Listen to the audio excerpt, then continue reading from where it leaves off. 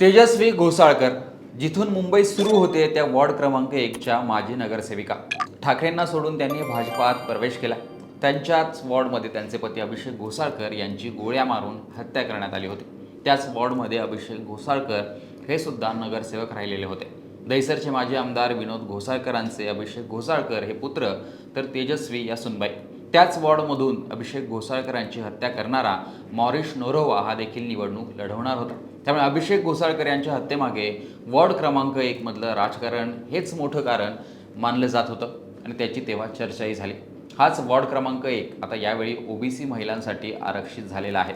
त्यामुळे तेजस्वी घोसाळकर या वॉर्डमधून निवडणूक लढवू शकत नाहीत। अशात त्यांनी भाजपमध्ये प्रवेश केल्याने त्यांच्यासमोर नेमका पर्याय काय, त्या पुन्हा मुंबईत नगरसेविका कशा होतील असे प्रश्न अनेकांना पडलेले आहेत। अशात तेजस्वी घोसाळकरांसमोर 3 पर्याय सध्या दिसत आहेत। त्यांच्या वॉर्ड क्रमांक 1ला लागून असलेल्या वॉर्ड क्रमांक 2, 7 आणि 9 मध्ये त्यांना संधी दिली जाऊ शकते अशी चर्चा आहे।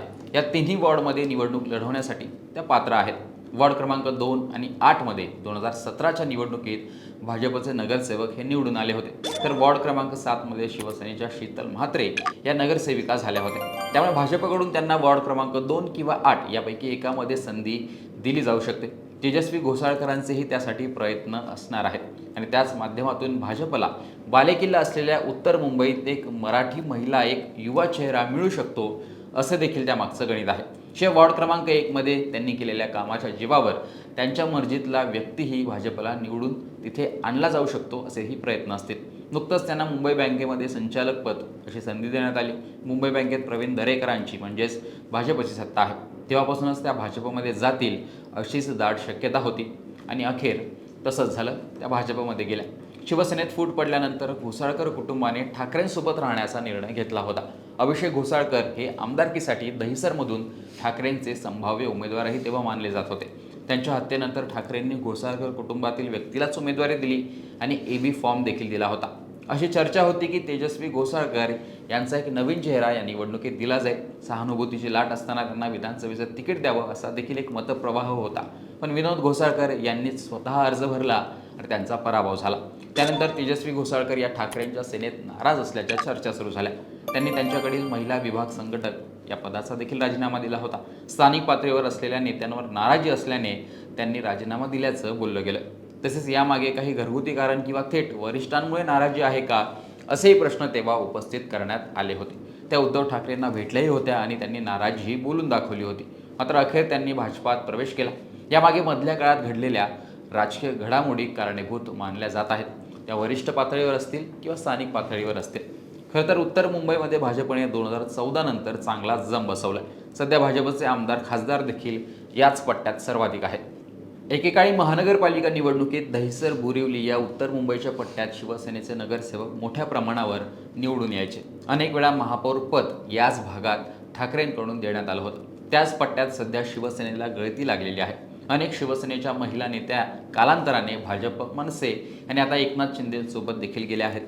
दहिसरमध्ये विनोद घोसाळकर हे स्वतः आमदार होते, मात्र शिवसेनेच्याच महिला नेत्यांनी त्यांच्या विरोधात आवाज उठवल्यानंतर त्यांचं राजकारण संपत गेलं आणि ते गेल्या निवडणुकांमधून आपल्याला दिसून देखील येते। या सर्व गोष्टी लक्षात घेता ठाकरेंच्या शिवसेनेत राजकीय भविष्य हा मोठा प्रश्नही तेजस्वी यांच्यासमोर होताच। शिवाय स्थानिक राजकारणावरही त्या पक्ष संघटनेवर नाराज असल्याचं बोललं जात होतं। सध्या उत्तर मुंबईमध्ये ठाकरेंच्या शिवसेनेची असलेली पकड कमी होत चालली आहे। गेल्या काही महिन्यात दहिसर आणि मागाठाणे विधानसभा मतदारसंघातील उद्धव सेनेचे कार्यकर्ते, पदाधिकारी तसेच माजी नगरसेवक हे पक्ष सोडून गेलेले आहेत। सध्या या दोन्ही मतदारसंघात अनुक्रमे भाजप आणि शिंदेंच्या शिवसेनेचे आमदार आहेत। उत्तर मुंबईत शिवसेनेला लागलेली गळती चिंतेचा विषय होताच, त्यात जर घोसाळकर कुटुंबीय ठाकरेंपासून दूर जात असतील तर तो मातोश्रीसाठी मोठा धक्का असेल असं तेव्हा बोललं जात होतं। मात्र अखेर घोसाळकर कुटुंबातील युवा चेहरा भाजपमध्ये गेलेला आहे। तेजस्वीचे सासरे विनोद घोसाळकर मात्र ठाकरेंसोबतच आहेत असं त्यांनी जाहीर केलंय। पक्षप्रवेश सोहळ्यात तेजस्वी घोसाळकर असं म्हणाल्या की खूप काही गोष्टी बोलायच्या आहेत, परंतु त्या कसं बोलू हे माहिती नाही। मला विकासाची कामं करायची आहेत। देवेंद्र फडणवीस यांच्या नेतृत्वात माझी सगळी कामं होतील अशी मला अपेक्षा आहे। अभिषेकची हत्या झाली, त्याचा CBI संथ गतीने तपास करत आहे, मात्र या तपासाला गती देऊन मला आणि घोसाळकर कुटुंबाला न्याय मिळेल हीच अपेक्षा माझी मुख्यमंत्र्यांकडे आहे। जे काम माझ्यावर पक्ष सोपवेल ती जबाबदारी मी पार पाडेन असं देखील त्यांनी म्हटले.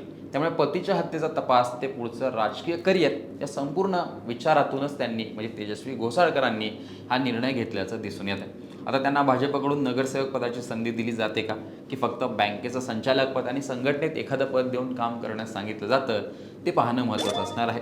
महानगरपालिकेची निवडणूक लागली आहे. पुढच्या 15-20 दिवसाने अर्ज देखील भरले जातील आणि त्यानंतर मतदान होईल. त्याआधी तेजस्वी घोसाळकर यांना संधी मिळते का, ते पाहणं महत्त्वाचं आहे. एकूणच हा पक्षप्रवेश याविषयी तुमचं मत कमेंट बॉक्समध्ये सांगा. लोकमतचं यूट्यूब चॅनल सबस्क्राईब करा.